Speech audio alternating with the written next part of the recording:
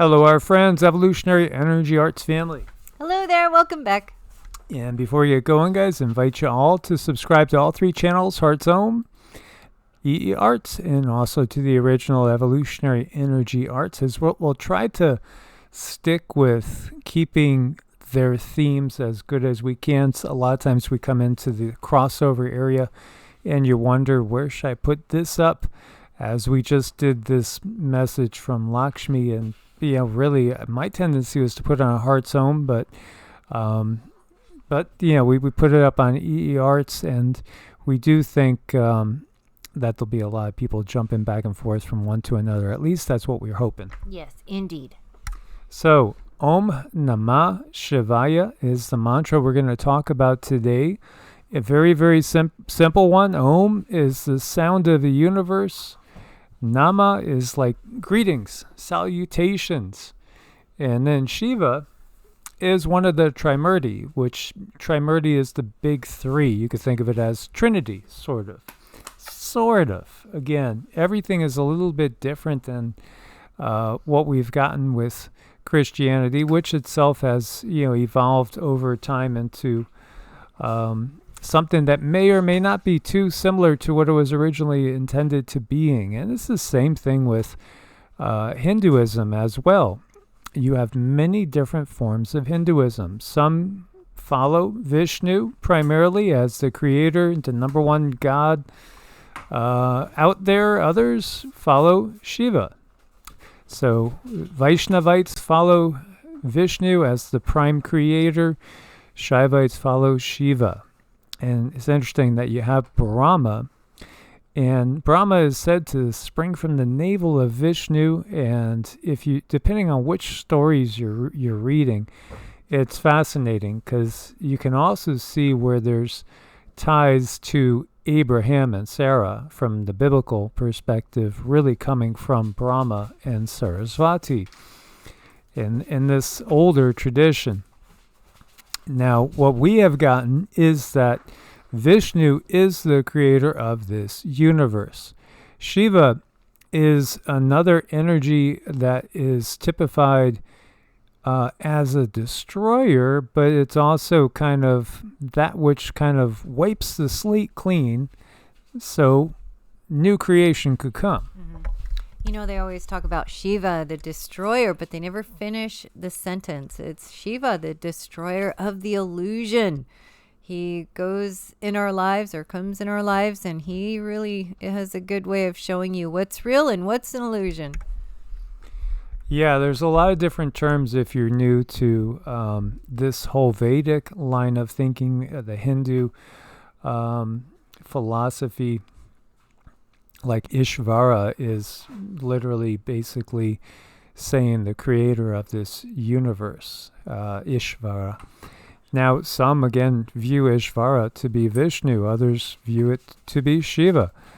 And we do see Shiva is very, very highly respected and revered, as there are some of the most spectacular, massive sculptures you're going to find in the world dedicated to Shiva. Shiva is definitely what we would call a cosmic being, to put it the least, in many different aspects. Here, Shiva in that more turner of the wheel aspect of basically wiping away the old so that something new can be reborn. And in the Hindu philosophy, it's really interesting because a lot of their numbers do jive somewhat with modern science as far as the lifespan of the universe, things along those lines. And we are given these massive time frames for creation of an all new universe, and at some point the dissolution of the entirety of the universe, and then it's reborn yet again in a new way, in a new aspect. Well, Shiva is that which is created with clearing out the old to make way for the new. And if you look at some of the things that we associate with Shiva, you see the trident represents the three powers of knowledge, desire, and implementation. Face on head represents the Ganges, the holy river signifying the flow of scriptural teachings, passing wisdom from one generation to the next. Moon on the forehead symbolizes that he is the master of time and is himself timeless. Now, the large oval dot on the forehead indicates the third eye of knowledge. And again, once that's opened, it reduces to ashes the person in its vision. In a way, again, it's recognizing that the body is a vehicle.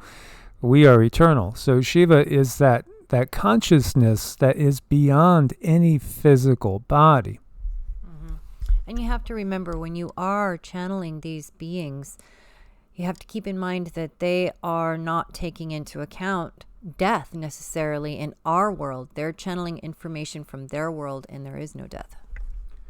Yeah, you could equate it as we have to going on a ride in an amusement park. When you take on a human body, you're taking on the persona of a human, but the reality is your consciousness itself. Some point in time, the ride stops, you get off. The body goes back to the earth, but you go on, and you have a new ride. And you might go in the same sort of vehicle again. You might keep riding the same roller coaster time and time again. Or you might try something totally, totally different. The drum symbolizes the sound, which represents the words of the Vedas, which are the scriptures, the primary scriptures of Hinduism, but there are many, many, many, many, many. Serpents on the neck signify the ego, which once mastered can be worn as an ornament. And the Rudrak Shasha beads denote purity. The mala or rosary in the right hand symbolizes concentration. Wearing a tiger skin says Shiva is fearless, because again, Shiva is the consciousness which resides outside of the physical reality. But at the same time, we have that consciousness that takes the temporary residence as a human being.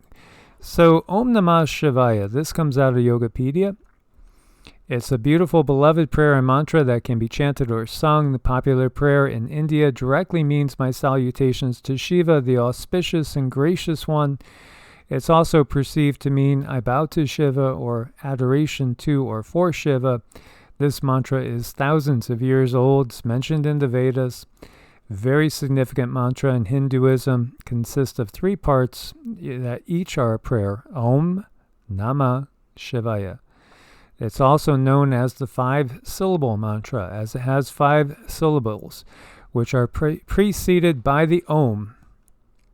Among other things, these 5 syllables represent 5 elements of earth, water, fire, air, and ether, or space. In yoga, the mantra is chanted during meditation in order to help realize the inner self, and possesses the qualities of prayer, divine love, grace, truth, and blissfulness. It's also the initiation mantra of the Siddha Yoga lineage. Now, Om, again, is thought to constitute the divine in the form of sound. It also can be written as AUM, which offers deference to the triad aspects of God that are perceived in Hinduism, the creator, the maintainer, and the destroyer. These aspects of God are also known as Brahma, Vishnu, and Shiva. This is especially interesting in that this mantra addresses Shiva directly. Om appears at the beginning of almost all prayers and invocation done in Sanskrit. Nama is a word that means salutations or bowing in deference. This word can be pronounced as Nama or Namaha. It depends on the number of syllables needed in the phrase. In this case, it's pronounced in a breathy way, and the Ha is not fully pronounced. This allows the mantra to flow properly. And the last part of this prayer is Shivaya. The Aya at the end of the word Shiva means 2 or 4. Therefore, in this sentence, it means salutations are to Shiva. As my beloved Sita is trying to jump on my lap, her 95 pounds, as she's trying to give me a kiss. So, again, this is another concept of a trinity. And you got to realize, too, there is a lot of agreeing to disagree in some aspects in Hinduism, too, because, Again, there's Vaishnavites, which are the largest group. There's Shaivites, there's Shaktyites, and there's many, many, many others as well. And it all depends on where they feel the most drawn to. But the beautiful part of Hinduism is that, again, it's that all-encompassing and all-embracing. So it's not that it's looked at in a negative point of view or light. Each has their own frequency and vibration. Each being, each aspect of the all has its own frequency and vibration. And so it's not that you negate one for the others. It's just, what do you resonate with primarily?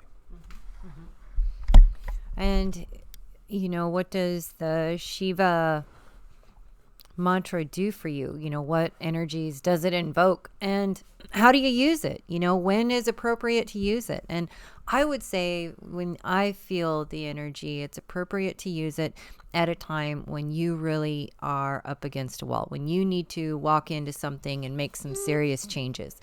You could really use this mantra to give you that solidity, the validity, the understanding of whatever organizational steps you need to take to get done what you need to get done. So it's like a big projects type of mantra. It's very powerful. It has a lot of power to it. Or, if you just need a little extra oomph in your step, it's great for that. So it's very, very energizing.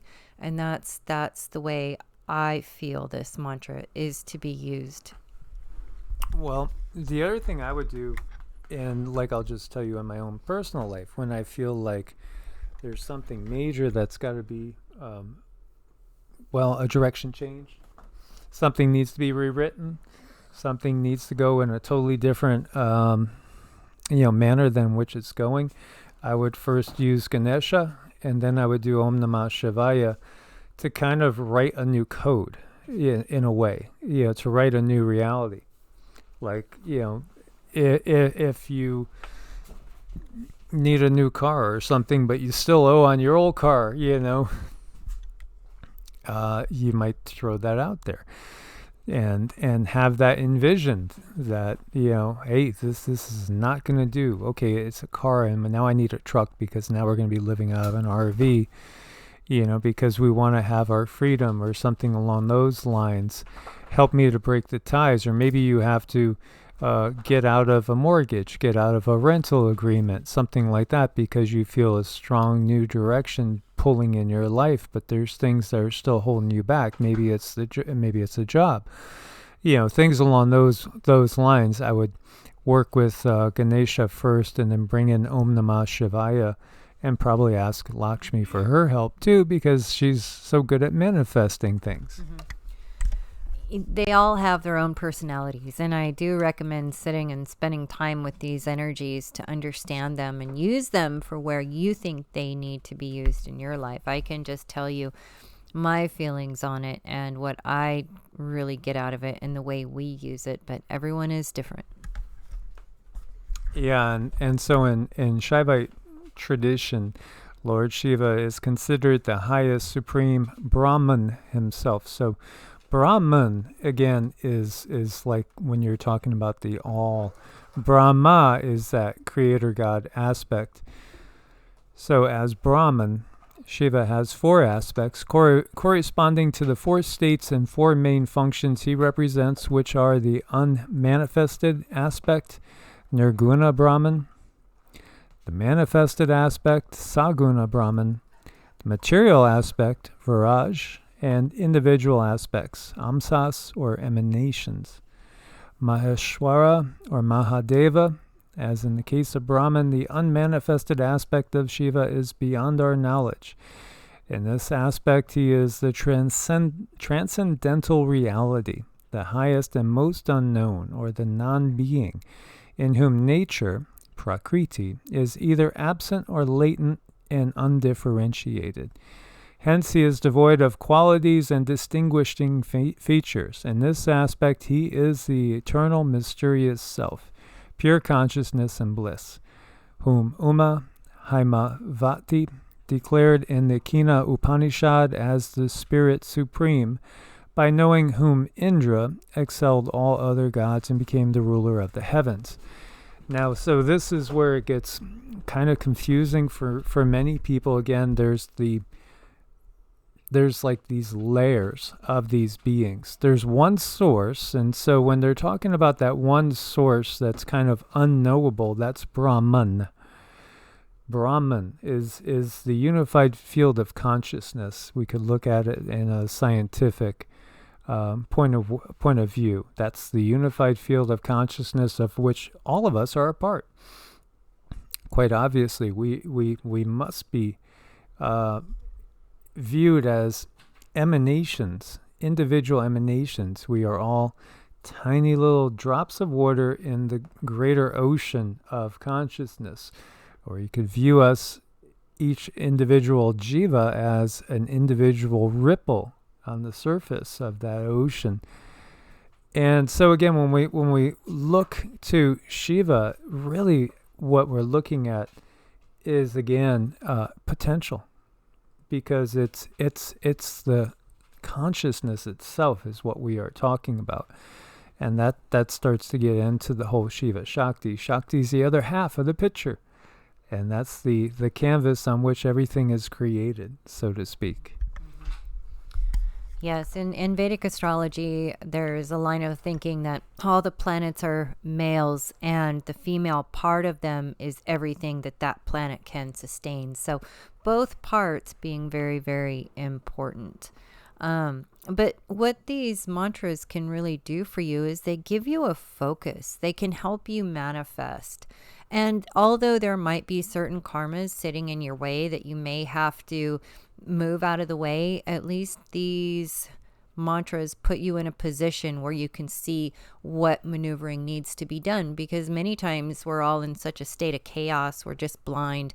We don't even see what needs to be done because it's so huge. It's just too big. It might be too much for us to take in. But the mantras help pull us into that zone where we can understand what needs to be done and take those steps.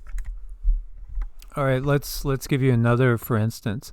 Say you're somebody that you finally feel that your back is up against the wall, you have something you can't overcome. Maybe it's alcoholism, maybe it's methadone, maybe it's some sort of prescription, that you've been given and now you can't seem to live without. Maybe it's just junk food. It could be anything that is wrecking our lives because we can't seem to get a handle on it. This, again, would be a great one to do, because Shiva is all about allowing us to cut the cords with anything that we have to. Now, again, it could be an unhealthy relationship. It could be a relationship that's keeping you from manifesting your own true higher self's reality for this life and purpose for this life. So Om Namah Shivaya is the perfect one to bring in to try to expunge and, as a destroyer, destroy that which is binding us to being less than 100% our most powerful manifested aspect for this particular life. Shiva, like Vishnu, you might have heard of the avatars of Vishnu. Krishna, Rama are two that come immediately to mind, but there are others as well that are generally accepted as being avatars of Vishnu. Babaji is one that's accepted as being an avatar of Shiva. And Babaji is somebody that we have channeled multiple times, and Cindy can tell you about his energy. It's very, very powerful and expansive. Mm-hmm.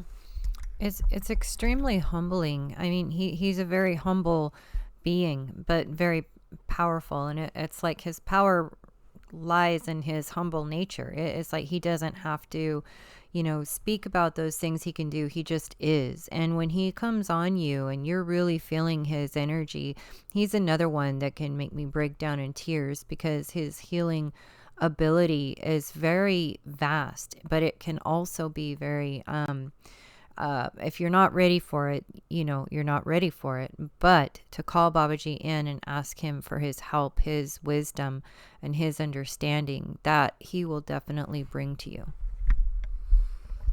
And some believe he is one of the teachers of Yeshua when Yeshua was walking the planet. Yeshua, known also as Jesus.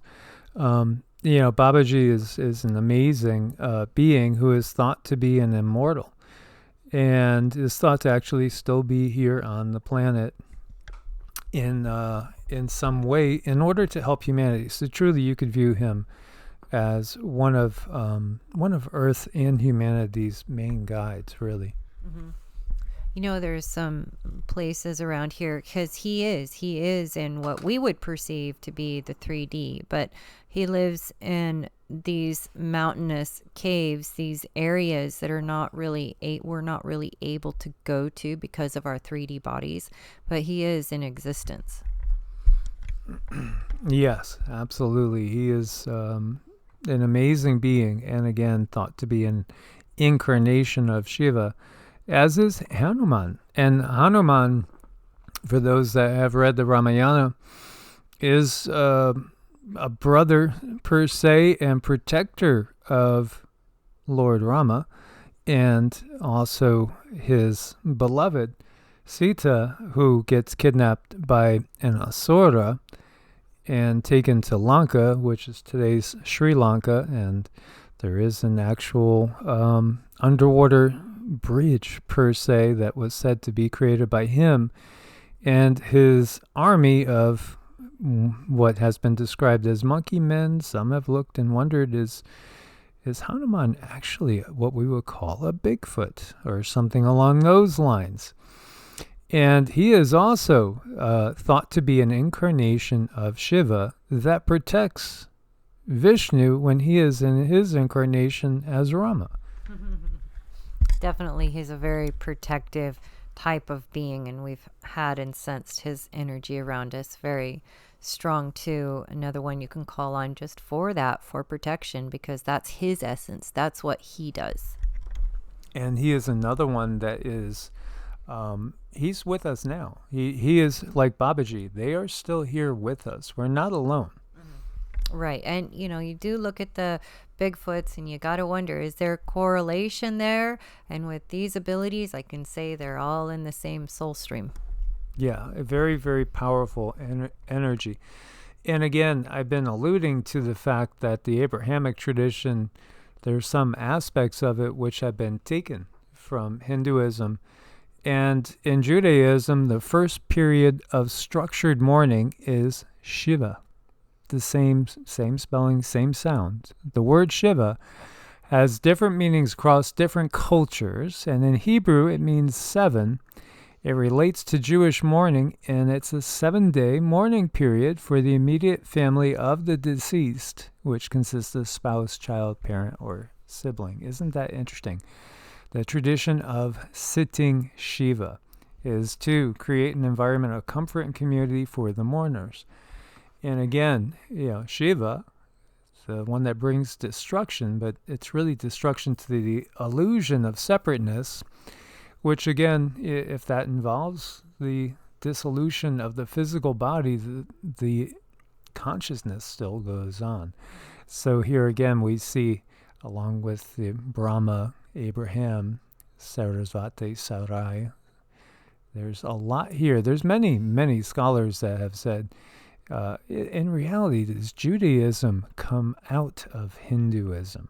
In reality, is it a sect of Brahmins that had, and again, Brahmins are the priestly caste, that had migrated to a new area and started a new tradition, or their tradition morphed into what became the Abrahamic tradition?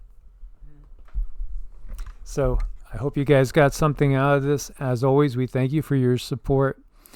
Make sure you are subscribed. Much love. God bless and namaste. Namaste.